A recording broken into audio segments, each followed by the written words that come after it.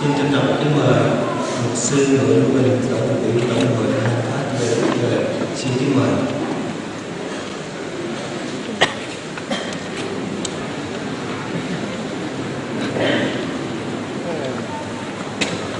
Trân kính chào hội đồng một lần nữa trong sự kiện buổi lễ hôm nay. Bài quan tâm Bình Phúc anh ngày mưa ngày thời gian cũng Sáng hôm nay tôi đã thưa hội đồng một đề tài, đó là Chúa muốn chúng ta dâng hiến cho Ngài. Bagaimana in de tho manuham lu bengai benkum kayang siva ke ben payer. Và chiều hôm nay cũng trong chủ đề của hội đồng, tôi sẽ tiếp tục chia sẻ với quý vị lời của Chúa ở trong Phúc Âm Văn đoạn 12 từ câu 1 cho đến câu thứ 11.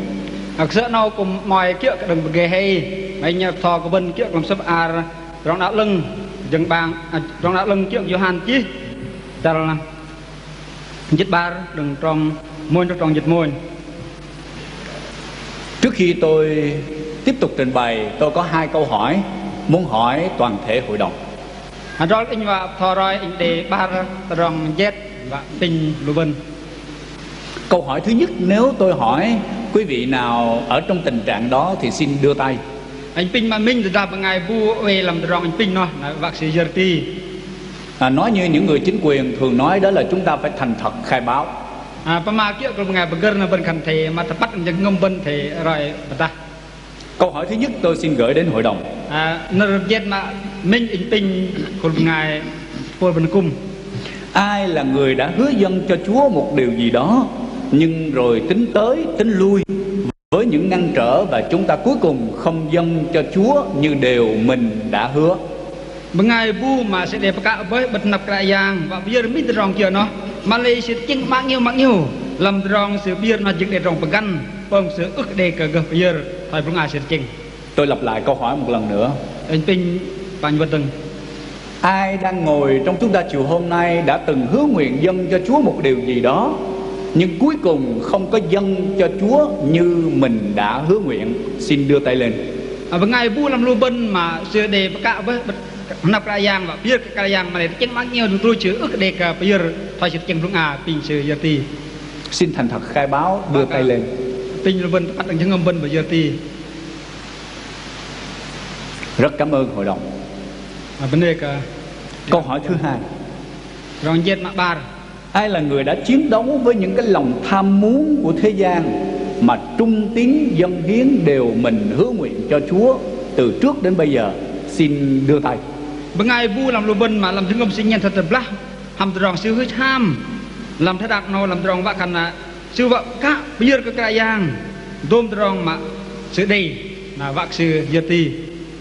Ai trung tín dâng hiến cho Chúa trong suốt những năm tháng vừa qua, xin đưa tay cho biết. Bengai bu tân nắp bây giờ cái yang đừng rong yang sẽ ở bên ngoài nhà thờ và cả bên trong nhà thờ, chúng ta có thể giơ tay lên nếu mình là người đã trung tín dâng hiến cho Chúa. Bengai làm năm cung bằng tận ngoài đang bu mà sẽ nắp rem sợ sẽ biết cái yang mà phi ti.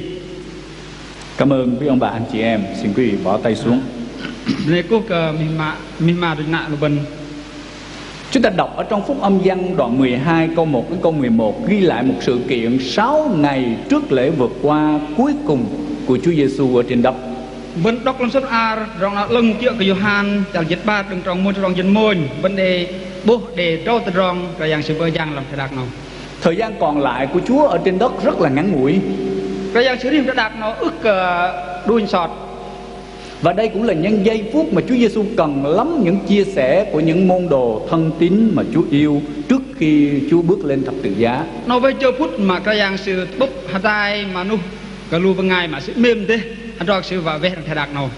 Vì vậy Chúa Giêsu đã đến tại một làng tên là Bethany để tận hưởng những giây phút thân mật bên những người yêu Chúa một cách chân thành. Nó với cái yang sự năm tập lệ Bethany nó bốc lu bên ngày mà mềm cái sự tập bạn. Những môn đồ của Chúa tại làng Bethany đã dâng gì cho Chúa? Lu bên ngày lu sư bây giờ rong chưa cái yang tập lệ Bethany. Khi họ dâng hiến cho Chúa, họ đã gặp những trở ngại nào? Các sư viên các yang đây rong chưa began lu sư. Và khi những người dâng hiến cho Chúa như vậy thì họ đạt được kết quả gì? Bằng ta lu bên ngày mà sư viên các yang nó sẽ đây rong lời vào kia kia. Đó là những điều gì mà Phúc Âm Văn đoạn 12 câu 1 đến câu 11 cung cấp cho chúng ta bài học. Nó làm sắp à Johan chặt dịch ba sẽ để buồn của bên bạn học làm nhọc. Khi chúng ta dâng hiến cho Chúa, đó là mọi điều chúng ta có được dâng cho Ngài. Là phần phía cái dạng tôm rong kia mà vấn đề là bên cùng cơ phía cái dạng. Điều này được dạy dỗ cho chúng ta từ câu thứ nhất cho đến câu thứ 3. Rong nó thò cái bên đừng làm tròn môi chút tròn bền. Căn cứ trên lời của Chúa ở đây thì những người thân yêu đã dâng gì cho Chúa? Bên mọi kiệu nóบอกđể chi làm ồ luôn bên ngay mà rất thăm cái dạng sự biết cái dạng từ rong kia. Họ đã dâng cho Chúa một số điều. Sự biết cái dạng là để lơ từ rong. Thứ nhất, họ dâng cho Chúa tình yêu. Mà mình sự biết cái dạng ngấm mềm.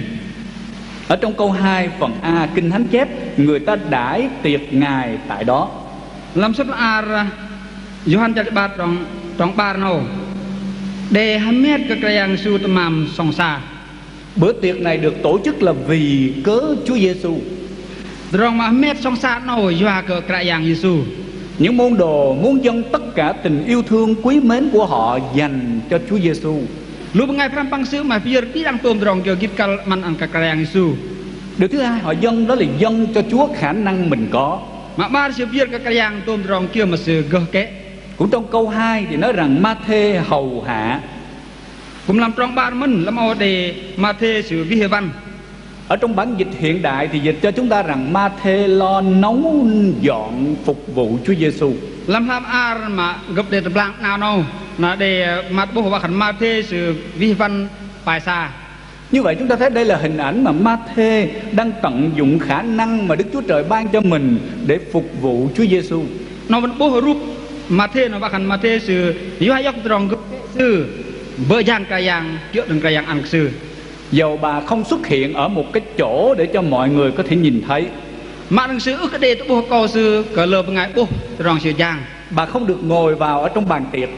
Sự ước cái đề ngồi song xa hạt tai bật đề song xa. Có lẽ vất vả ở dưới nhà bếp. Rõ lăng sự hiếp ngật vì văn lẽ làm ni bài xa. Nhưng mà Ma-thê vui dự phần để phục vụ Chúa theo khả năng của mình đã có. Mà lấy Ma-thê sự cho thiếu chữ vi văn kia gật rong mà sự gơ kế. Những môn đồ yêu Chúa tại đây đã dâng cho Chúa điều thứ 3. Là lưu bên ngay lui cái giang làm cho nó sự việc cái giang rong mà bền. Đó là dâng cho Chúa chính thân thể của mình. Nó và cảnh sự việc cái giang hạ câu lưu sư, câu chân lưu sư. Cũng trong câu thứ 2 Kinh Thánh chép cho chúng ta rằng La-sa-rơ ngồi đồng bàn với Ngài. Cũng làm trong ba mình sẽ để chi La-sa-rơ ngồi song xa hạt đai hàm cái giang. Trong bản dịch hiện đại thì dịch cho chúng ta rằng La-sa-rơ ngồi tại bàn tiếp Chúa Giêsu. Làm mà nước bọc đây của blang đang ai đừng để bố và khẩn La-sa-rơ sự ngồi song xa mà hắn đi mà để sơn cái giang. La-sa-rơ là một nhân chứng sống bởi vì ông từ kẻ chết sống lại. La-sa-rơ nó chứng minh đủ bên ngay mà bờ cái đai bố làm rong mà sự dùng rí đừng lột. La-sa-rơ không làm một việc gì đặc biệt cả. La-sa-rơ ước để bờ giang rong kia mà bên lăng sự phá biếc. Ông ngồi tại bàn để tiếp Chúa. Sự hơi bật cả bang sơn dọc cái giang. Ở trong hàm ý rằng ông đem cả thân thể sự sống của mình để thể hiện một hành động phục vụ riêng cho Chúa Giêsu. Là làm ô nước bọc đây để bố và khẩn sự chép đi và khẩn có chân sư đi và bờ giang cờ cái giang. Những người tại làng Bethany dâng điều thứ 4 cho Chúa, đó là dâng cho Chúa những điều quý nhất. Lúc bên ngay lui từ plei Bethany nó sẽ viết cái giang tầm mầm gít cal đây. Câu Kinh Thánh thứ 3 nói cho chúng ta điều đó. Nó trong mà beng sẽ để mà tập bốc cả bên. Xin mời đọc bản này. Johan chal dịch ba trong beng. Mari chết mình gol đạc pegang bầu phu pegang ấy để kita pak đang minh 4 kilo. Na mari tu bật dâng Giêsu, sự sút dâng Giêsu cùng hàm sóc sư cái đi.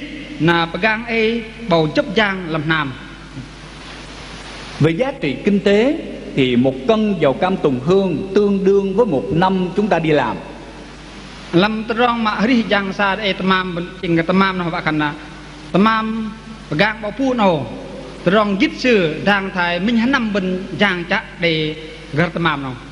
Về giá trị tinh thần, gạt tròn mà làm chứng ngâm à. Cam tùng hương là một loại hương liệu quý giá nhập khẩu từ nước ngoài vào trong Israel. là tamam mà bảo phu nó đừng lùi bằng ngày gặp đề chắc đừng làm đừng nai đừng Israel mà chè bà. Theo phong tục của người Israel thì những người thiếu nữ sắp lập gia đình đều phải để dành những cái dầu quý giá này. Kia có trong chất lùi bằng ngày Israel nó là đi đăng lùi bằng ngày rú là đây tamam nó sẽ thể măn lờ nà. Những cô gái để dành tiền mỗi ngày, mỗi tuần, mỗi tháng mua một ít dầu để dành. Lùi bằng ngày cho căn nó sẽ để măn dên nó rim nó sẽ rất tamam gang bảo phu nó ta xét. Và khi người ta về nhà chồng thì cô gái đó sẽ đem theo chai dầu này về nhà chồng của mình như là một cái của quý giá đem về nhà chồng. Đám mưa cho căn nó sẽ để clò bởi sẽ chếp bà tamam bảo phu nó chếp bà ta làm clò sư. Tùy theo số lượng dầu cam tòng hương nhiều hay ít thì gia đình sẽ có mức tôn trọng cô dâu tương lai của mình. Kia cái tamam sự đây tôm dơ nó là nam nó mà sơn dốc ngày đó căn phần căn nó sẽ cùng sơn dốc từ rồng gít kia cả sự đầy tôm dơ.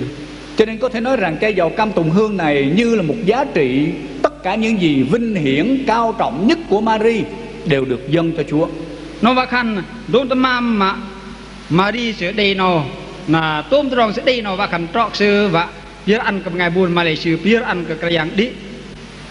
Kinh Thánh còn nhấn mạnh cho chúng ta rằng Mary đã đem một chai bình bằng ngọc đựng dầu cam tùng hương thật rất quý giá, đập bể ra và đổ dầu thơm trên đầu của Đức Chúa Giêsu. Làm sao anh nói bông để chi Mary sẽ chép mà gang nhà chép gal gang bảo phu nó gang nó cứ bơm để bơm tầm mò sẽ tê chắc bật nập cả dạng. Đó là điều được ghi lại ở trong Phúc Âm Mác đoạn 14 câu thứ 3. Làm sao anh Marcos chào dịch quan tròn bên. Và trong Giăng đoạn 12 câu thứ 3 thì mô tả cho chúng ta rằng không phải chỉ đổ trên đầu mà thôi, nhưng mà còn sức chân cho Chúa Giêsu. Làm sao Johan chào dịch vào trong bên ước trọ khẩn tu tới cơn đích mà lại cũng sẽ tu tới dừng cái dạng Giêsu. Và có một vài điều chúng ta suy nghĩ ở đây, tại sao Mary phải đập bể chai dầu mà không có rót ra ra? Cũng đây tôi rằng mình chẳng là do cái kia mà sự ước là tu là có lưng mà là sự tê chả. Đập bể nghĩa là không giữ lại cho mình một chút nào. Bạn cần ước cái đây vì tôi rằng chưa làm bần ăn cái bần cái đi. Và đổ dầu thơm trên đầu của Chúa. Tu gang vào phu ta cơ cái dạng. Ở đây là một nghi thức để tôn một người nào đó làm vua. Nó tôi rằng phép để và ăn cái miếng đu bên ngày mà tao là gặp tu gang vào phu. Cho nên Mary cũng theo phong tục của người Do Thái đổ dầu trên đầu của Chúa Giêsu như bà muốn tôn Chúa làm vua của cuộc đời mình. Nó Mary sẽ tu gang vào phu ta cơ cái dạng su nó cũng nhận ra sư vợ phúc cái dạng bom tao cả sư. Và Kinh Thánh còn chép cho chúng ta. Làm nước bông đây sẽ cùng để chi hành của bình. Mary sức cho chân của Chúa rồi lấy tóc mình mà lau chân của Ngài. Mary sẽ tu hút đặc và gang bảo phu bật chân cái giang là dốc sóc sư cái đi suốt chân cái giang. Thông thường đối với người Do Thái thì những người tôi tớ ở trong gia đình thường là dùng những gì quý nhất của mình, vinh hiển nhất của mình để phục vụ cho nơi thấp nhất của người chủ. Từ rong chất luôn ngay chỗ đây nó từ rong chưa mà vẫn là đây nó vào khẩn là ngày vi văn rong mà lút lo làm mà làm sẽ vào khẩn rong ít lo. Cho nên chúng ta sẽ hiểu câu chuyện ở đây. Mary cúi xuống sức dầu thơm cho chân của Chúa. Nó bên lô vào khẩn Mary sẽ cúp đáp tới cái đế dốc dầu sẽ sút tu dốc sọc sẽ sút chân cả dạng. Và có lẽ đầu tóc của bà rất là dài. Rõ lăng sóc sư dung đây. Mary đã lấy những lọn tóc của mình để lau chân của Chúa Giêsu như là một tấm khăn để lau cho chân của Chúa. Mary sẽ dốc sóc sư sút chân cả dạng, nhìn thấy dốc khăn xeo khăn mắt nó sút chân cả dạng. Đối với một người thiếu nữ, con gái mới lớn lên, đầu tóc là đẹp đẽ nhất của mình, quý báu nhất của mình, mỗi ngày đều chăm sóc nó. Kia cái luôn ngày hết ru, luôn ngày ra căn bên chân là rim nó sẽ về sóc sư. Nhưng mà giờ này thì Mary đã lấy những lọn tóc đó đặt sát dưới chân Chúa Giêsu làm giải lau để lau chân của Chúa. Mà lại làm cho nó cái dạng su sự ráp ra là sẽ dốc sóc sư chút chân cái dạng. Điều đó để nói lên rằng Mary đặt tất cả những gì quý báu nhất của mình, vinh hiển nhất của mình dưới chân của Chúa Giêsu. Nó bắt bắt anh cái bên Mary chưa tây trong chưa kít cắt làm sư là sẽ phải giao đi bật nạp bật chân cái dạng. Kính thưa quý hội đồng, cú đi đằng cú ngày lui Cơ đốc nhân chúng ta ngày hôm nay không phải chỉ dâng cho Chúa của cải tiền bạc. cú ngày lui bên đằng ấy ước trọ cái việc cái yang dân tâm am để chỗ Dĩ nhiên chúng ta dâng cho Chúa tiền bạc của cải là điều cần. bên việc cái yang dân tâm am nó dừng mình rong căng. Nhưng nếu chỉ dâng cho Chúa tiền bạc không thì chưa đủ. Nên ta mình biết cái yang dân tâm am đích cũng ước tam tôm mạo. Chúa muốn chúng ta còn có thể dâng cho Chúa nhiều điều khác. Cái yang cũng vậy bên việc cái sự tôm rong này từng. Chúa muốn chúng ta dâng tình yêu của chúng ta cho Chúa. Cái yang sự vậy bên việc sự dừng ngâm bên mềm cái sự. Dâng tình yêu là điều đầu tiên phải có trong từng người con cái của Chúa. Biết cái yang rong mềm nó là rong blung rít luôn ngày lui cái yang trọ cái đây. Bởi vì động cơ khi chúng ta dâng hiến cho Chúa bằng tình yêu, đó là động cơ đầu tiên và có thể dâng tất cả những gì còn lại cho Chúa. Giờ cái rong chút blung mà bên và gờ bợ yang biết cái yang rong này nó tôm sẽ đừng rong bên mềm cái yang mất. Người yêu kính Chúa và tấm lòng yêu kính Chúa của họ là điều Chúa mong đợi hơn hết. Bởi ngày mềm cái yang hàm chứng ngâm giữa đây chỉ có mềm cái yang nó rong mà cái yang sửa phơi sửa về trang ngô. Cho nên nếu chúng ta theo cái sự kêu gọi, theo một cái của lễ đem dâng cho Chúa điều này điều kia mà không bởi xuất phát từ tình yêu thì Chúa không có vui nhận. Nó bên ta bên biết cái yang rong nó rong to lơ rong mà lại ta bên ước đây mềm là cái yang sửa ước lập đòn nữa. Và những điều chúng ta dâng đó không có giá trị gì trước mặt Chúa cả. Bằng tôm rong bên biết cái yang nó ước để gít cắt bên nạp cái yang. Và chúng ta ngày hôm nay cũng có thể dâng ân tứ và tài năng của chúng ta có được cho Chúa. Lúc bên đây bên cơ biết tôm rong bên cơ gây rong cái yang ăn cái bên. Ông bà anh chị em, ngày hôm nay chúng ta thường nghe cái chữ ta lân. Đại vấn đề giật cái tưng mà cái dân tầm sợ sợ dần cào ta lưng. Ở trong phúc âm thì nói rằng ta lân có nghĩa là các ân tứ tài năng. Làm sắp rong đã lưng sẽ chi ta lưng nó vạ khăn tôm rong cơ gây rong cái yang sự ăn cái bên. Không có ai trong vòng chúng ta mà lại không có các ân tứ, không có tài năng. Ở cái đây ngài bu làm lùm bên khẩn ở cái đây rong mà bọc để sẽ ăn bên cơ gây. Chúa đều giao cho chúng ta những ân tứ tài năng. Cái yang để ăn cái bên rong mà sự ăn rong gây bên. Để mỗi người có thể phục vụ Chúa. Và cái đếp nu cái bên bờ giang cái yang. Người có thể phục vụ Chúa trong âm thầm, người có thể xuất hiện ở giữa chỗ đông người. Phó bằng ngày sự bờ giang bọc đây mà hàm rong gấp lớp ức để bố. Còn phó đây bằng ngày bờ giang làm rong mà. Cho nên tôi và quý ông bà anh chị em ai nấy đều có thể phục vụ Chúa. Nó mà in bằng ăn cái bên nào cùng bờ giang cái yang ăn.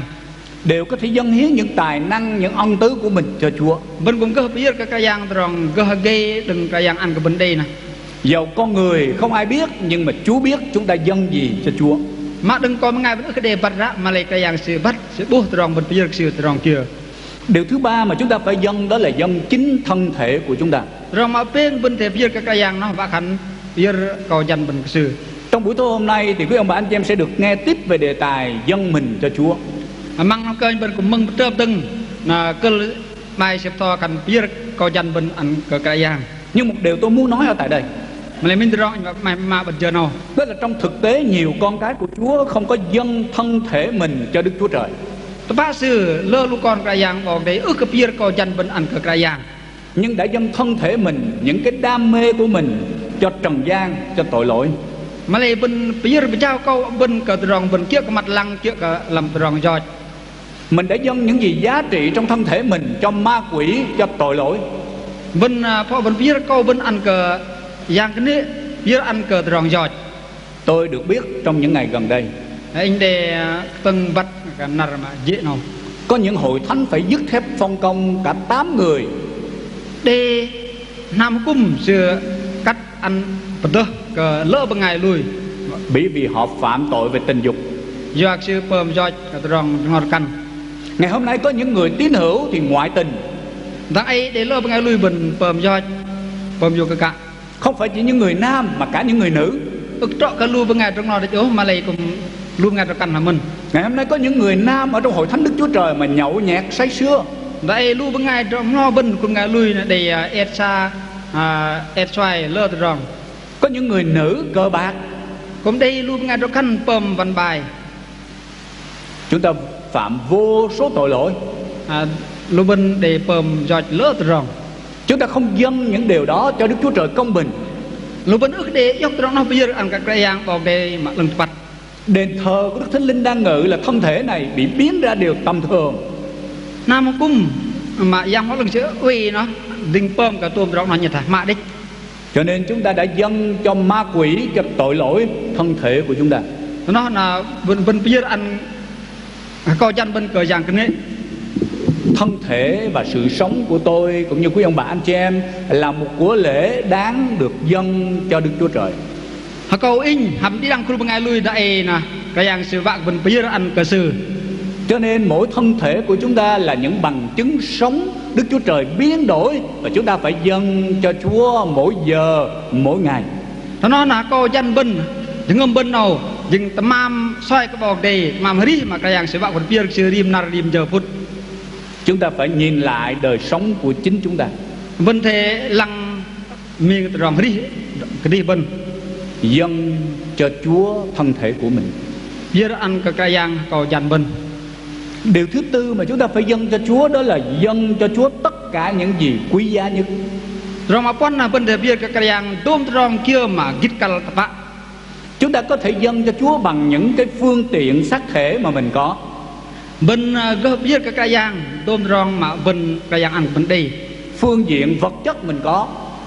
Tôm tôm mà bên đây cái sẽ cả bên. Có thể đó là tiền bạc, sức lực, tài năng và thì giờ. Làm nó bên mà và khăn là dên tôm rong gấp cái là chứng pran bên. Và chúng ta cũng cần phải dâng cả phương diện tinh thần của mình được đặt dưới chân của Chúa Giêsu. Bên cũng thể biết chứng bên và đan bật nắp bật chân cái giang Giêsu. Có một bài hát, có một lời như thế này. Đây mình bài hri sẽ để nở thao. Toàn cả thế giới đem dâng cho Chúa cũng hèn mọn thay.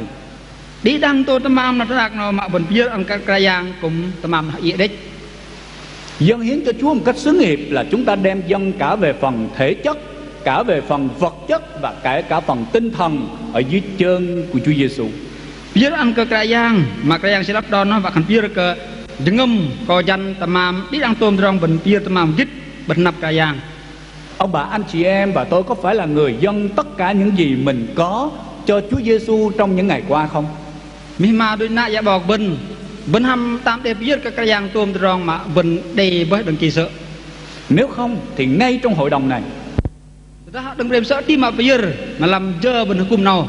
Những người trẻ cũng như những người lớn tuổi có mặt ở đây, lúc ngày một lúc cũng nhận thấy lúc ngày krá mà bên đây hukum nặng nào.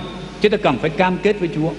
Lúc bên thì cả hầm cái giang Con quyết định dâng hiến cho Chúa in cả và bây giờ cái tình yêu của con, rong mềm in vật chất của con, tầm am in điều cao trọng của con, đốm rong gít cal làm in những gì quý giá nhất của con đốm rong gít cal làm in phải được dâng cho Chúa Giêsu. bên thề bây giờ ăn cái giang Giêsu. Và Chúa có toàn quyền để sử dụng những gì con có trong tay của Ngài. Cái giang sự gỡ về lặng đi ăn tôi tầm am làm bằng thi sư. Điều thứ hai trong phong đoạn kinh thánh này dạy dỗ cho chúng ta, Rồi mà ba mà làm sắp ăn bò đây để chi thò cái bình. đó là khi dâng hiến cho Chúa là chúng ta sẵn sàng đối mặt với những giá phải trả. Ra bên biết cái giang mà bên biết cái giang bên thế Chúa dọc tôm rong mà là để trong trúc từ bên. Điều này được dạy cho chúng ta ở trong câu 4, câu 5, câu 10 và câu 11. Làm nơi nào để chi cái bên làm tròn quan tròn đâm hầm tròn dít. Một người dâng hiến cho Chúa sẽ là một người bị người khác lên án phê bình. Mình nuôi ngày mà biết cái giang nó họ để bên ngày này sẽ chi để mà Ở trong câu 4, câu 5 Kinh Thánh ghi cho chúng ta làm tròn quan hầm đâm sẽ để chi làm mà tròn quan tròn đâm bên để mừng thầu na Juda đừng play Icariot bên ngày Paham bằng Giêsu mình mạ sư vạ plot đích cơ Giêsu pegang si pemasikan pegang bapu au kap jen tepa nelia i ức yok tích cha jen na tum lum ngày tunuhin. Ở trong Matthew thì mô tả thêm cho chúng ta Mary vừa dâng hiến cho Chúa thì Juda Iscariot liền lên tiếng phê bình. Làm nước bọc để chi bố ba khăn kapla Mary sự biết ăn cay giang na bọc Juda sự pama rồi. Juda nói rằng Mary là một người làm phí phạm bọc Judah play Icariot sẽ cần minh nu ngài và khẩn Mary là mềm hoạch. Đáng lẽ cái số dầu này bà bán để lấy tiền và bố thí cho người nghèo. Sẽ cần trọ xuyên dốc ngài và gang bao phu nào để tách nó ít gum bằng ngài từ nu họ. Lời phê bình của Judah có những cái ý gì ở đây? Nơi bọc Judah sẽ chỉ nào để rong sẽ vợ kia. Judah muốn nói Judah sẽ vợ mặt mà Chúa Giêsu thấp kém hơn những người nghèo mà ông đang nhìn thấy xung quanh. Sự mà và khăn keng su là lút ló cơ lù bằng ngài từ nu họ dùng dar mà được bật cái sẽ lăng bù. Giá trị của việc bố thí quan trọng hơn là đấng cứu rỗi.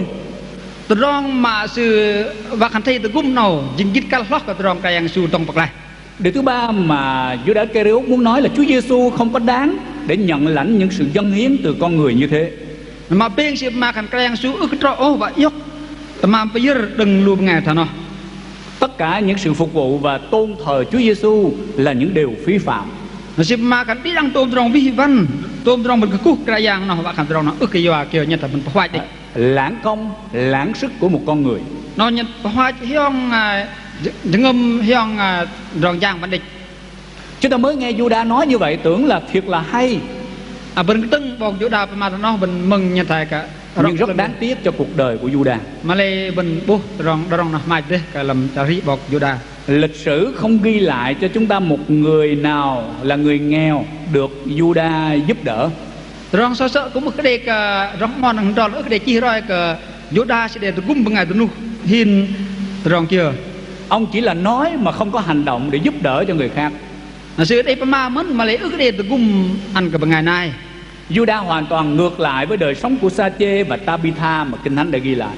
Judah là sự hít tức lọ hầm bọc Sa-chê hầm Tabitha mà nửa bọc để chi.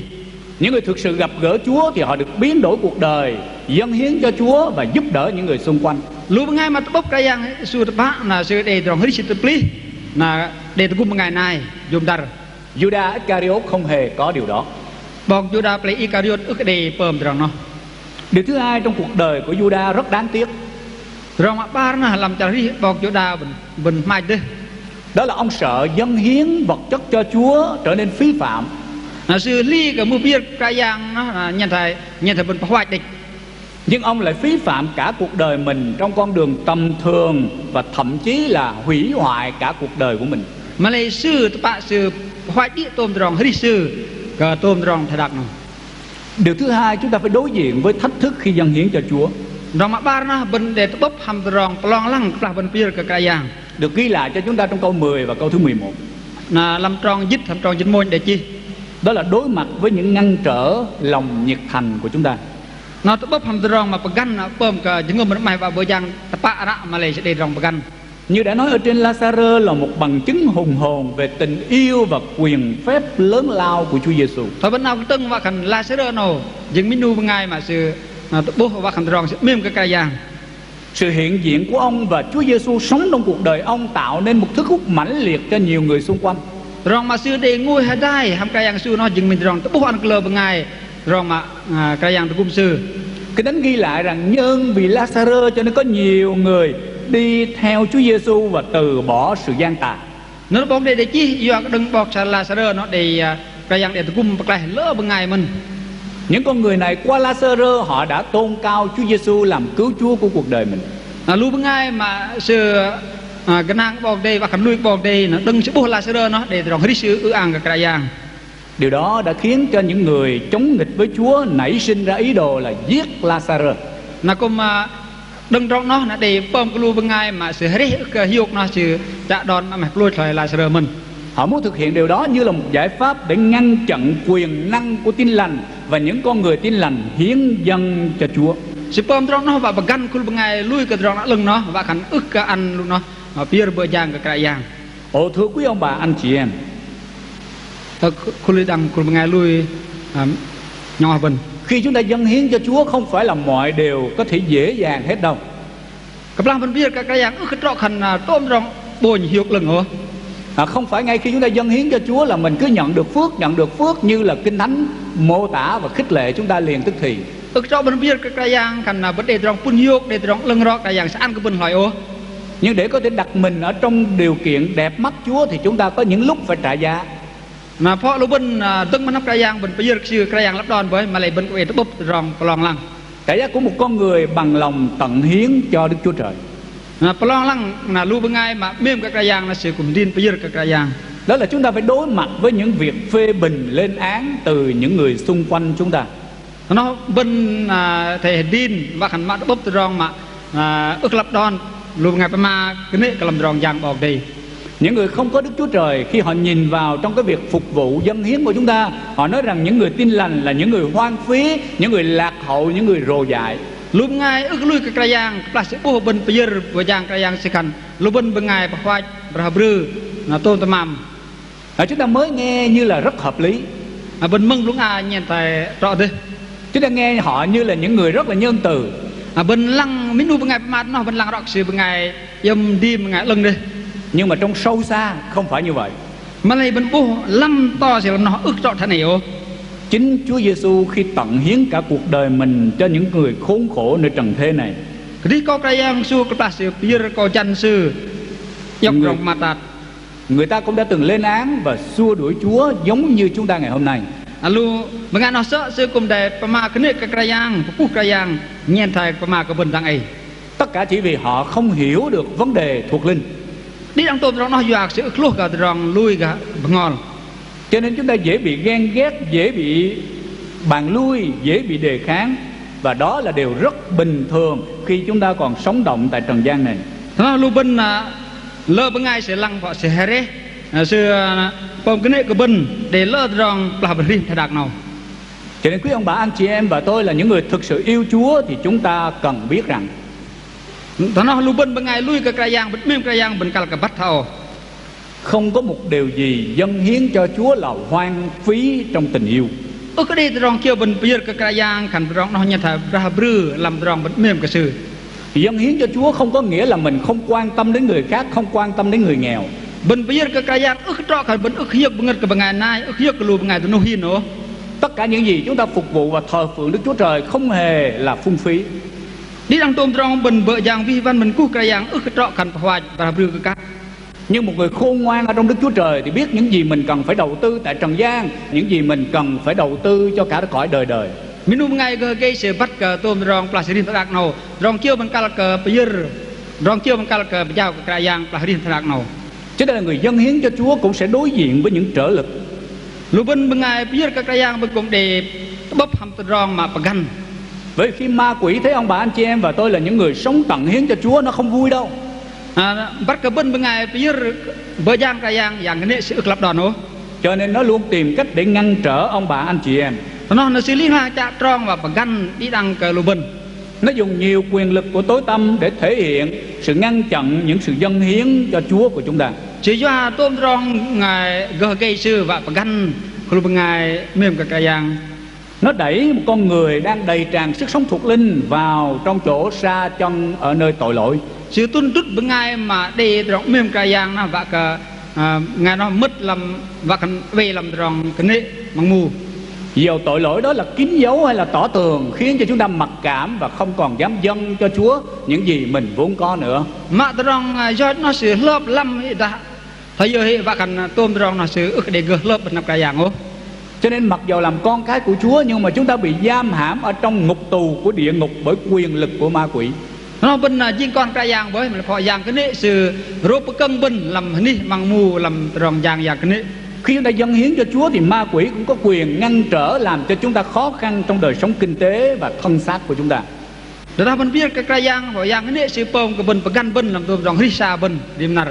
Nó gây những tư tưởng lo sợ trong tâm trí của chúng ta và bắt đầu chúng ta không còn dám dâng hiến cho Chúa nữa. Họ sẽ bơm cái bên tâm chân ly làm cái ngọc bên bơm cái bên ức bên biệt cái giang.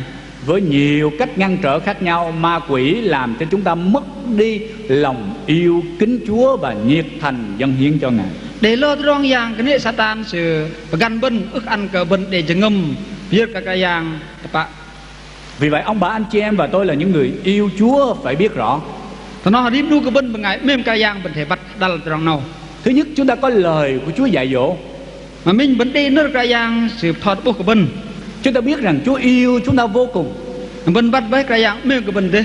Bởi vì vậy chúng ta sẵn sàng rộng lòng dâng hiến cho Chúa tất cả những gì mình có. nó bên đây chỉ ngâm lăng bắt đang tôm rong kia mà bên đây để chúng ta bày tỏ lòng yêu mến Chúa, biết ơn Ngài khi chúng ta còn có cơ hội dâng hiến cho Chúa. và bên cái bố rong mà ngâm bên mềm cái yang làm cái yang ăn bên về đây giờ nào bữa giang sư Hôm nay là cơ hội. làm giờ nào nát nào dình giờ mà cái yang ăn cái bên và cơ về Có thể chúng ta có tiền, chúng ta có tài năng, nhưng mà ngày mai không còn là cơ hội để chúng ta dâng hiến cho Chúa nữa.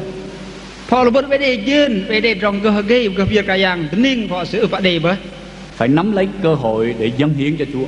บันเทยยกเจอนาร์มาก็เพียกายาง Thứ hai là chúng ta cần phải thận trọng trong đời sống thánh khiết để biệt riêng cho Đức Chúa Trời của chúng ta. มาบาร์บันเทปลึงลำรองบันเพียกายาง Thứ ba là chúng ta sẵn sàng giao thác cuộc đời của chúng ta ở trong tay của Chúa.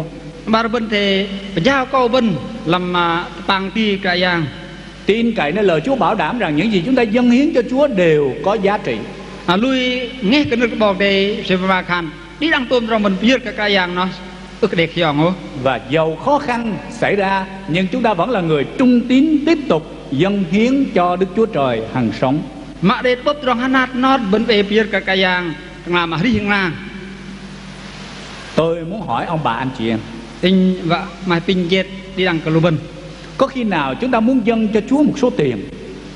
ทำดีเลยเยอะบันมาให้ว่าเพียกายางเย็น Mình đang có công ăn việc làm tốt đẹp, บันเวดีตรองยางมาจางเพราะลึงเด้ tiền đang vô với chúng ta như là dễ dàng để dâng cho Chúa.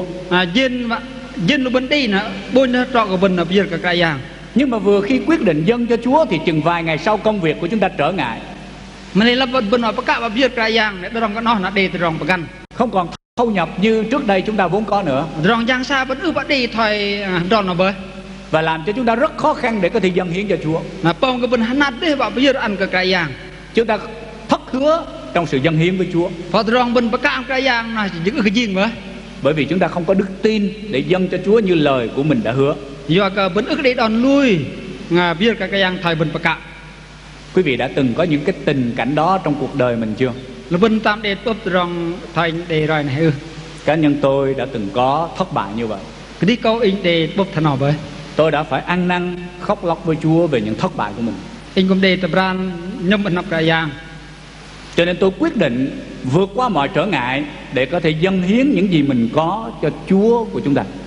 ถนอมเองประกาศนะต้มตรองเกี่ยวมากายางอันเดแบบเยอะอัน Tôi ước ao toàn thể quý ông bà anh chị em, những người tham dự hội đồng năm nay quyết định vượt qua mọi trở ngại, dâng tất cả những gì mình có cho Đức Chúa Trời của chúng ta. เองก็ไปก็ที่ดังคุณเป็นไงลุยเป็นไงบางอย่างมันกุมเอาว่ากับบันประกาศบันนับกายางบอกเดว่าเยอะชื่อต้มตรองเกี่ยวมาบันเด Để tiền bạc, นะมันเลยเยอะบัน thì giờ, เจอนาบัน sự sống, ตรองรีบัน tài năng รองก็เกยบัน của mỗi người đều được dâng cho Đức Chúa Trời và có giá trị cho hội thánh của Chúa. รีบนู่กับบันแบบเยอะกับกายางบอกเดนอกไปตรองยึดกันลำคุณไงลุยบัน Điều thứ ba, lời Chúa dạy chúng ta ở trong phân đoạn kinh thánh này, ตรองมาเป้งเนื้อกายางเด็บทอบันลำเนื้อบอกเดนอ đó là khi dâng hiến cho Chúa tin chắc rằng chúng ta sẽ gặt hái được thành quả. นอกว่ากันตาบันเยอะกับกายางบันเทลุยงี้โกเดยจวนกับบัน Điều này được ghi lại cho chúng ta trong câu 3, câu 7 và câu 11. ลำมาตรองเป้งตรองเปอหำตรองยึดโมนจะได้จี Khi dâng hiến cho Chúa là Chúa sẽ tạo ra được sự lan tỏa. เราเป็นเพียรกับกายางเนาะกายางสื่อเดย์กุมอักบันเพิ่มกับตรองเป็นเพียรเนาะผมเดย์เพิ่มอันกับยุ่มดารบัน Chúng ta xem lại câu thứ 3 một lần nữa. บันลังดึงตรองเป้งปัญบัดดึง Bây giờ Mary lấy một cân dầu cam tùng hương thật rất quý giá, sức chơn Chúa Giêsu và lấy tóc mình mà lau cả nhà thơm nức mùi dầu đó. มารีเจ็บมิงกอลดากประกางเบาผู้ประกางเอเดกิตปะดังมิงปัดกิโลนามารีตุบัดจังเยซูสื่อสูดจังเยซูหำซอกซึกดีนาประกางเอเบาจับยางลำนาม Ổ Mary đập chai dầu cam tùng hương sức trên đầu và chân Chúa Giêsu. บนโบงมารีเสียเตะกอลประกางเบาผู้เนาะยกประกางเบาผู้เนาะตุบัดจังแกรงสูยกซอกสื่อสูด Mùi thơm từ dầu Mary dâng hiến đó loan tỏa khắp cả căn phòng, căn nhà Mary và Chúa Giêsu đang hiện diện. ประกางเบาผู้เบาจับยางลำนามมาดึงแกรงดึงมารีตุเนาะจะเบาจับยางลำนาม Mọi việc ông bà anh chị em và tôi làm ngày hôm nay đều không vô nghĩa. đi đang tôm rong chưa mà in hàm đang lô bần pơm đấy ức đề cả hiong tôi địch ố. Những gì chúng ta làm cho Chúa đóng góp cho hội thánh đều có thể đem lại ích lợi cho nhiều người khác. Tôm rong bần bờ giang gum làm khung ngày lui nó để rong doa. Ảnh hưởng của việc chúng ta dâng cho Chúa sẽ lan tỏa đến mọi người xung quanh. Điều trong bên pơm bên bia nó để pơm tăng ăn trút cái dùm đar. Và chắc chắn có những giá trị lớn lao cho Đức Chúa Trời. Bằng xích phá của đây rong gít cal cái làm rong giang bọc đây. Tôi kể cho quý ông bạn chị em nghe một câu chuyện có thật ở đây. Anh rồi mòn cái bên mình rong mòn đây phá. Ở trong ủy ban kiến thiết của chúng tôi có một gia đình, hai anh chị đều là bác sĩ. Làm khu vực ngày giang riêng yêu nam cung lưu nhôn để bán nu bác sĩ. Họ đã có một bệnh viện và họ bằng lòng đóng cửa bệnh viện để dâng trọn thời gian hầu việc Chúa.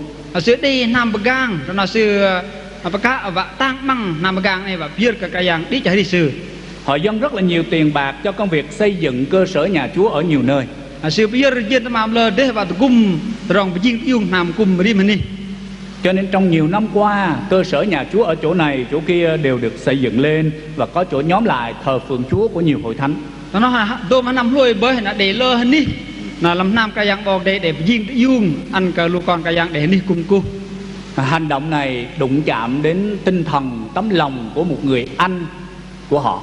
Nó cũng để sự bơ giang bơm nó cũng để bơm đừng lùi bên ngày nhong sự để bơ giang đó. Anh này là một giáo sư của một trường đại học nổi tiếng tại thành phố Hồ Chí Minh. Mình nuôi bên ngày nó sự mình nuôi bên ngày tho bên ngày gờ mà làm thành phố Hồ Chí Minh. Anh đã quyết định có thể dâng những gì mình có cho Chúa. Nhong sự ngày này sự bậc cá và cần bia tôm tamam tôm rong kia mà sẽ đầy. Và rồi chẳng bao lâu sau đó anh lâm vào một căn bệnh, đó là ung thư. Mà này ức đề cả đuôi rong nó sẽ để rong dĩ mà ức gơ khmer bởi cả dĩ ung thư. Ngay trên giường bệnh anh ước ao mình có được điều gì để dâng cho Chúa. Nên là làm nó sẽ để làm sư sự hợp bơi liêu và cả gập bia cả cái dạng. Cho nên trước ngày anh qua đời, anh đã gọi các vợ và các con của mình lại. Nó đọc sư hoặc tên ngâm sư crowd đi lũ con lập sư crowd của nhóm sư để bày tỏ nguyện vọng của mình muốn dâng cho Chúa. Nó đây bố rong mà sư hợp bơi nó và mày bây giờ ăn cả cái dạng. Anh đã dặn vợ và các con rằng khi tôi qua đời, sư và các con căn sư sẽ cần ta in lôi không nên làm lễ tang linh đình lớn lao. Nè cả pro là bu mẹ in nhận tại group đi. Mà tất cả tiền bạc có được trong đám tang, nó đi đang tôm rong dên mà gấp đề gum nar mà in lôi nhỉ, thì đem dâng cho Chúa để xây dựng một nhà nguyện, một nhà thờ nào đó. Để chấp dên nó bây giờ ăn cái giang là để riêng nam cung cu nam cả khan bây giờ. Cái quyết định này đã đụng chạm đến vợ, các con của anh và anh chị em trong gia đình. Mà rong sư các nó là để tút bơm làm chứng ngâm còn căn sư. Cho nên ngày anh qua đời, tút cái nào sư lôi. Vợ của anh đã gọi điện thoại cho tôi. Căn sư cào điện thoại anh kinh. Nói rằng mục sư ơi, bây giờ chồng tôi qua đời và chúng tôi muốn là tất cả tiền bạc có trong tang lễ là dâng cho tổng liên hội để lo công việc nhà của Chúa. Sư cần bọc thọ là coi anh lôi bơi để đi làm tôi mà dên những đề nó nhưng mà bia ăn cái tông là hội bia ăn rong giang cái giang. Có thể mua một mảnh đất hoặc là xây dựng một nhà nguyện. Tôi ta muốn cần gỡ này gỡ té đập riêng nam cùng cô. Ồ, và như vậy thì khi anh qua đời, lễ tang xong, một tuần lễ sau đó, đừng rong và cần lôi bùa mệt rồi bởi mình chiên đừng rong cái nó. Gia đình đã đem đến văn phòng của chúng tôi. Nam nó để chép và Việt Nam nó nằm trút hình như là nhôn.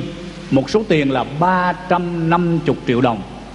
Số trên bên rừng đầm dịch triệu. Ô, lạ lùng lắm thưa quý ông bà anh chị em. Ồ, vẫn lăng lịch đấy. Qua ngày hôm sau, nát nó rong nó. một vị mục sư ở từ miền Tây lên thành phố. Để bọc thọ đừng gà mất sự năm là làm thành phố.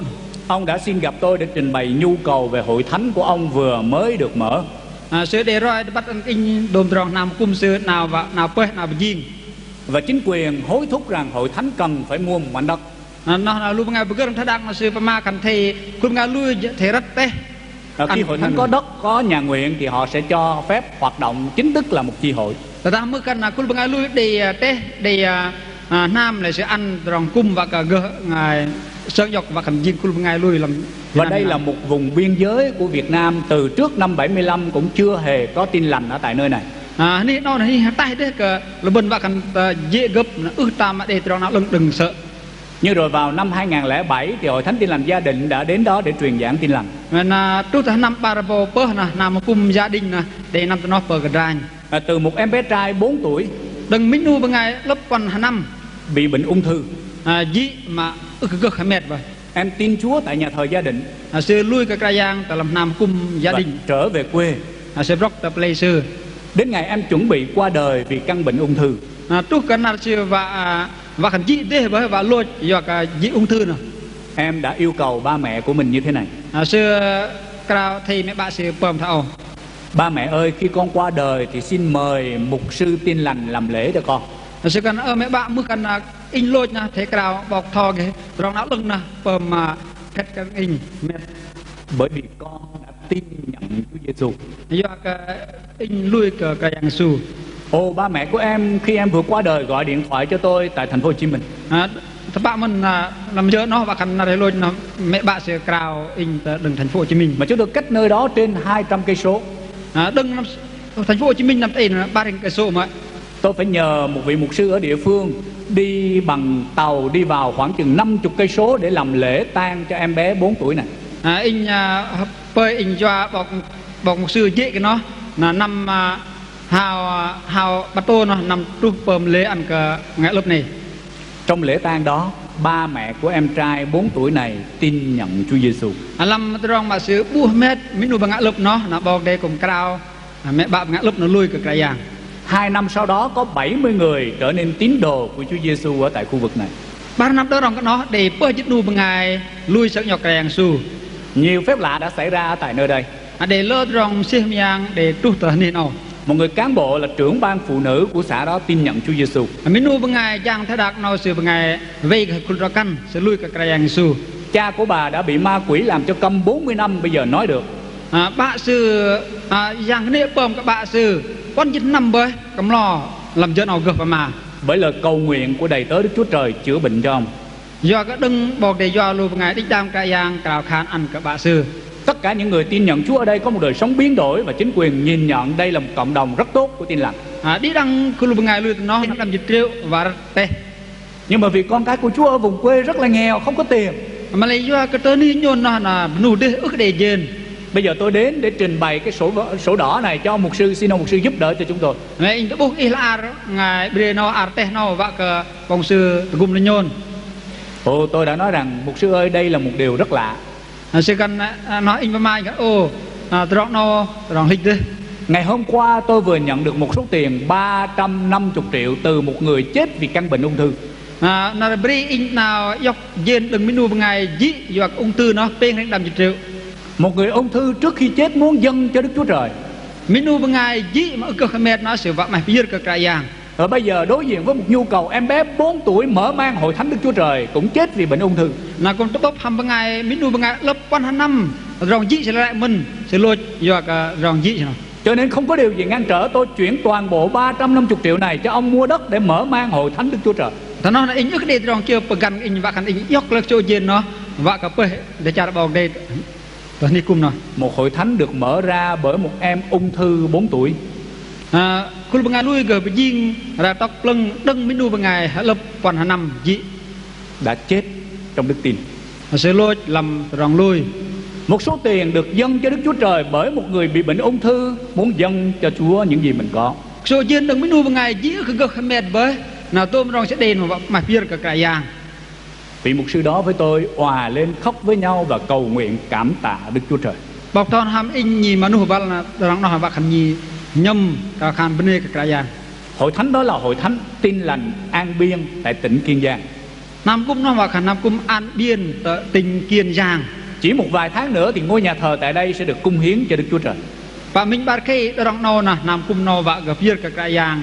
Và hội thánh này ngày hôm nay có khoảng 200 người thường xuyên nhóm lại thờ phượng Chúa. Kalau bengai lui tao nó rằng ba ring nu bengai giật cả cung rim giang. Hallelujah, cảm tạ Đức Chúa Trời. Hallelujah, bener cả cái yang bảo Tất cả sự dâng hiến của chúng ta sẽ có sức lan tỏa giá trị của nó đến trên những người xung quanh chúng ta, đồng thời cũng như nhiều năm về sau nữa. đi đang tôm rong bên bia cái giang nó sẽ có để bơm chum dar nhà thật mà bảo phu ăn cả là lơ bên ngay lơ năm đào rong được mình. Hội thánh Đức Chúa Trời ghi nhớ điều đó và Đức Chúa Trời chắc chắn đánh giá cao về những gì chúng ta dâng hiến cho Chúa. Kalau bengai lui ke kerajaan bente ceperak berak terang nau na kerajaan sego lap don của cung bên. Điều kết quả thứ hai khi chúng ta dâng hiến cho Chúa, Terang đi cho mak par tetap bên đừng bên bia ke kerajaan. đó là Chúa tôn trọng và khen ngợi khi chúng ta dâng hiến cho Ngài. Kerajaan sư langgit bằng sư na bene ke tetap bên bia ke sư. Ở trong câu 7 và câu 8 nhắc nhở cho chúng ta về điều này. Lam trong pơ ham trong ngam để block ke bên terang nau. Dù những người xung quanh phê phán Mary, Mak đừng bengai jum dar si để mà chỉ ke Mari. nhưng Chúa Giêsu lại binh vực cho hành động dâng hiến của bà. Malay đây kerajaan su dong rong mak dạ nau pem. Chúa đứng về phía của bà Mary. Sư kerajaan deng gak dạ Mari. Đồng có nghĩa rằng Chúa Giêsu tôn trọng về những gì mà Mary dâng hiến cho Chúa. No bahkan kerajaan sư lang terong git kal deh kepala Mari si bia ke kerajaan. Chúa đánh giá về những hành động dâng hiến của Mary như thế nào ở đây? Kerajaan sư lang terong Mari si bia no thay. Thứ nhất, Mary biết nắm lấy cơ hội. Mà mình nhá, Mari si bắt doa yok je mà kal ke bia. Thứ hai, Mary tôn cao Chúa là vua, là chủ trên tất cả những gì mình có. Mak barah Mari si ang kerajaan jing tengah jing betau lam rong mak kia mak sedih. Thứ ba, Mary, hành động dâng hiến của Mary là cất đi sự sỉ nhục mà Chúa Giêsu sắp sửa phải chịu. Terong mak peng si bia ke kerajaan no bahkan tom terong mak gep pejam pegene kerajaan no kerajaan de Mari si đang thay ôn dan te cheng. Thưa quý ông bà anh chị em, đều vui sướng cho chúng ta khi chúng ta dâng hiến cho Chúa. Ở đây khung ngai lui bên rong chợt siêu ta bên bia ăn ke kerajaan. Đó là dầu thế gian có thể dèm chê nhạo báng chúng ta, Mak đừng làm thay đạc nâu sự mà chỉ che bele ke lu bên. nhưng Chúa Giêsu cứu Chúa hàng sống lại đứng về phía của chúng ta. Malay kerajaan su sự về chen về đừng dễ bên. Chúa tôn trọng những gì chúng ta dâng hiến cho Ngài và khen ngợi một con người biết dâng hiến cho Chúa. Kerajaan si langgit deh si piyam si rong bên bia mak đừng gep che bele pema kene. Tôi và quý ông bà anh chị em là những con người đáng lẽ bị hư mất đời đời, In bằng răng lu bên trọ sự bên hiong ram liên lang. nhưng nay là trở nên một người giá trị và được Chúa Giêsu khen ngợi chúng ta ở trước mặt Đức Chúa Trời, trước mặt hội thánh của Chúa. Malay dang ai lu bên git kal deh na kerajaan su sự pok yung bên bên nap kerajaan bok de bên nap mà khul bengai lui. Dù chúng ta dâng hiến cho Chúa rất nhỏ bé, Mak đừng bên bia ke kerajaan temak ye dek. đây là một vinh dự rất lớn lao mà chính cứu Chúa dành cho chúng ta, những người biết dâng hiến cho Ngài. No jing min rong mà git kal deh mà kerajaan su sự man ang lu bên. Một giá trị thứ ba mà chúng ta nhận được, Rong git kal mà peng mà lu bên gơ đây đừng đó là giá trị của tấm lòng dâng hiến sẽ được truyền đi khắp nơi. No bahkan ra bên bia ke kerajaan na jengem bên cũng đi na bơm tu te jeb jang. Ở trong câu 9 cho đến câu thứ 11, Kinh Thánh đề cập cho chúng ta điều này. Tròn xin tu tròn dịch môn sẽ để chi. Và đặc biệt ở trong Mác đoạn 14 câu 9. Làm ao từng Marcos chặt dịch quan tròn xin. Tôi xin được đọc ở trong Mác đoạn 14 câu 9. Anh pin đọc làm Marcos chặt dịch quan tròn xin. Quả thật ta nói cùng các ngươi, trong khắp cả thế gian, hãy nơi nào tin lành này được giảng ra, việc người đã làm cũng sẽ được nhắc đến để nhớ đến người.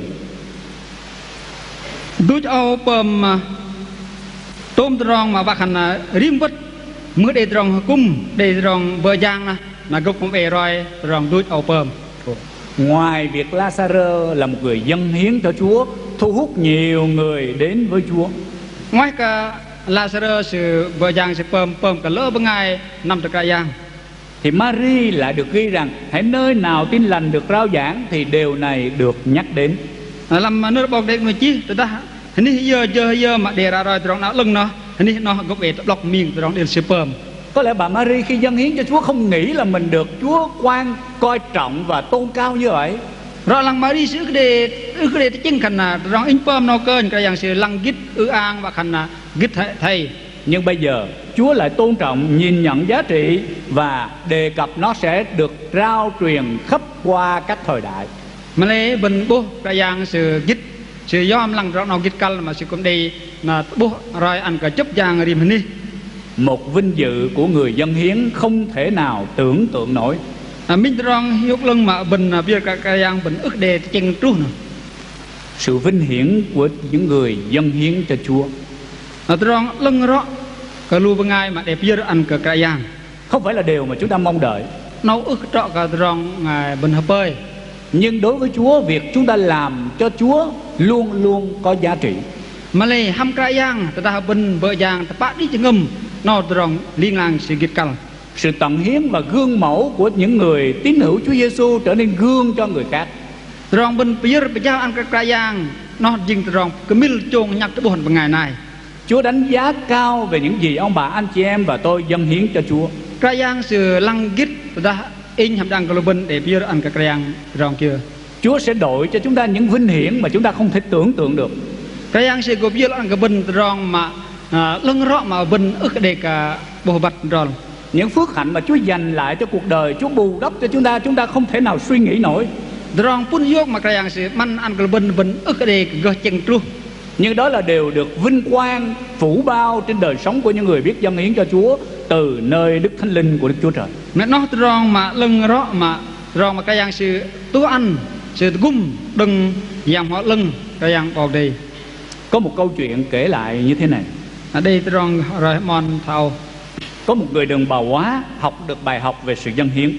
đây mới nuôi bằng ngày ya cho sự tham dọc rong mà bia cả giang Bà vẫn thường suy nghĩ và ước ao rằng Chúa ơi, ước gì con có một cái gì đó để dâng hiến cho Chúa. sư đi chừng sự cần cái giang anh hấp bơi để rõ cái đề rong kia và gỡ bia ăn cả y Nhưng mà nhiều năm rồi bà là một bà quá nghèo cho nên không có cái gì để dâng cho Chúa hết. mà lại để đuôi những năm bơi sự bằng ngày cho ước để tamam kia và bia ăn cả cái giang Rồi một buổi thờ phượng nọ thì bà cũng lặp lại với Chúa rằng Chúa ơi, con ước gì con có một điều gì để dâng cho Chúa. làm mình giờ sự cùng cuộc cái giang bảo để sự cùng mà thay sự kia chỉ cần cái giang anh hấp bơi rót để tamam kia bia ăn cả y Vừa dứt những cái tư tưởng đó thì có một tiếng nhỏ nhẹ phán bên tai của bà. lập sư bắt chân với rong mà để làm sư nó hay là sư lập sư nào tôi rong chân này là để nở mà làm cho ngâm sư Con đang có cái gì ở trong tay của con? sư cần ý đi dạ chưa làm bằng ti ý Đó chỉ là một đồng tiền 5 xu mà thôi. nó lập mà mình lạc dên đâm lạc dên mã địch và khăn là dên ức giá trị đi Nó vừa đủ số tiền cho người đàn bà này từ nhà thờ trở về lại nhà của mình. là dên nó và khăn là tô mắc sư và khăn đừng nam mà cung sẽ róc ta nam sẽ cái đi địch Bà chần chờ thì tiếp tục nghe tiếng phán dục giả. là nó là sư ri rơ mà là và khăn ức và bia là lấy để nở mà khăn nở mà làm đòn sẽ đừng. Con đang có cái gì trong tay của con? Sư cần là ý đi kia bật bằng tí ý đi. Hãy dâng cho ta đều con có. Thế bây giờ bệ cái in rong kia mà ý đi. Ồ, và bà không còn chần chờ gì nữa. Bà nói rằng thưa Chúa, nó đây, nó là của Ngài, xin Chúa dùng theo ý muốn của Chúa. Giờ nó là sư ước bà đề hi rơ ước bà đề chừng liều và sư cần cái giang in tây ồ bình ý dọa sư đô tâm mà kia thấy ý lập đòn in biệt ý. Vì vậy khi hội thánh lãnh về tiền dâng hiến, bà đi dâng tất cả số tiền bà có trong tay đó trong tiền hộp. Là làm cái bác giờ nó của ngày lui và khăn biệt cái giang sẽ là biệt địa diện mà sẽ đây này ăn cái giang. Khi giờ nhóm thờ phượng kết thúc, lập rong cung mà bờ đi vào. có một người đến hỏi bà. Để mình nuôi ngày nằm pin sư. Bà ơi, tôi sẽ đi ngang qua đường của bà có cần không? Tôi sẽ cho qua giang một đoạn. Sẽ cần dạ in và năm rắc tròn bri năm hàm cal là mưa cal in chờ hào đại in. Người Đồng Bào Hóa này nó ô tốt quá, cảm ơn chị cho tôi đi qua giang một đoạn đường.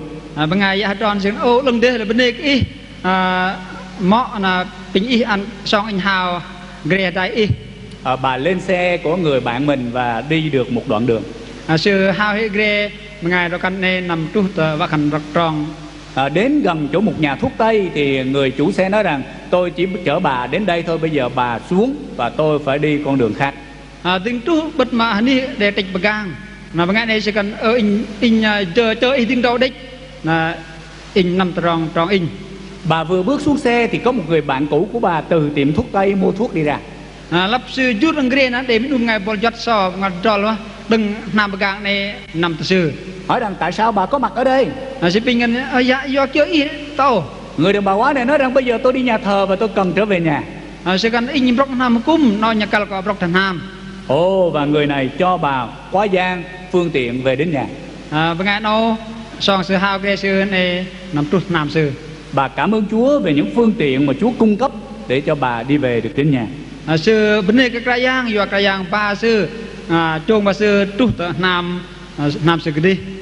Bà không hề nói với ai về điều đó. Sư đi rồi khan ăn bu làm tròn nó. Nhưng rồi hội thánh đã biết được việc này. Mà lấy khuôn bằng ngày lui bắt rong nào. Nhiều năm sau đó có nhiều người được cảm động và học tập theo gương mẫu của người đàn bà quá này. Để lơ năm đăng rong để lơ bằng ngày học làm dọc mọi kia cả đừng minu bằng ngày giả trò nào. Họ đã sẵn lòng dâng hiến để giúp đỡ cho các giáo sĩ ra đi truyền giáo. Sư đi phân bây giờ tôi làm sư cùng cái lùi bằng ngày thò chạm thò chấp giang. Họ đã sẵn sàng dâng hiến nhiều điều để giúp đỡ cho những gia đình thiếu thốn. Sư cùng phân bây giờ tôi cùng ăn cái lùi bằng ngày tôi nuôi hin. Tất cả những việc lớn lao đó bắt đầu từ một số tiền xe 5 xu mà thôi. Đi đăng tôm rong diên mà cùng nó đừng lúc diên lập mà đâm diên đâm lạc. Để nếu chiều hôm nay Chúa hiện diện và hỏi quý vị, tôi ta làm sợ nó cái dạng sự về bần về đại bần sự pin lô bần, con đang có gì trong cuộc đời của con? đi kia làm cho là đi con đang có điều gì có thể dâng hiến cho ta trong giây phút này? đi rong kia gợp kia ăn cái in làm giờ phút nào. Con đang có điều gì để có thể dâng hiến cho ta trọn cuộc đời còn lại của con? Đi kia làm rong đi và kia ăn cái dạng cho là đi. Quý ông bà anh chị em sẽ trả lời với Chúa như thế nào? Bên vừa tơ làm cái dạng rong thay giờ. Có phải quý ông bà anh chị em sẽ học theo gương của những môn đồ tại làng Bethany chăng? Hàm cho cái bên học tham kia thời lùi bằng ngày lui từ plei Bethany lại Tại vì dâng hiến cho Chúa tình yêu, sư biết cái dạng ngầm sự mềm, dâng hiến cho Chúa tài năng, sư biết cái dạng rong cơ gây, dâng hiến cho Chúa thân thể này, sư biết cái dạng có danh sư, dâng hiến cho Chúa tất cả những gì mình có. biết ăn cái dạng đi ăn tôn làm kia một vấn đề, những gì vinh hiển nhất của con, rong kia mà lưng lo làm trả lời in, con đặt dưới chân của Ngài. Anh bị trao đạt bật chân cái dạng, con phó thác tất cả những gì con có cho Chúa trong tay của Ngài. Anh bị trao đi ăn tôn rong kia mà anh đi ăn cái dạng. Chúa toàn quyền sử dụng cuộc đời con, cái dạng sư gờ dọa làm trả lời tài sản của con, tamam in, tài năng của con, rong gờ gây in, thì giờ của con, giờ nào in, sức lực của con, chừng ngâm pran in, để ích lợi cho công việc nhà Chúa. và bây giờ làm nam cái dạng. Nếu chúng ta bằng lòng như vậy, ta bên lập đòn thải này, hãy bật lên để nói với Chúa lời cầu nguyện và cam kết trong chiều hôm nay. bên thế bố bé hàm cả hàm cái dạng làm sợ nào, con dâng hiến cho Ngài. in bia cái dạng. Chúa sử dụng theo ý muốn của Chúa. Cái dạng sẽ dọa tôm cho nó kia thật sự lập đòn. Tôi trân trọng kính mời hội đồng đứng dậy. Thì bây giờ đang cái bên yêu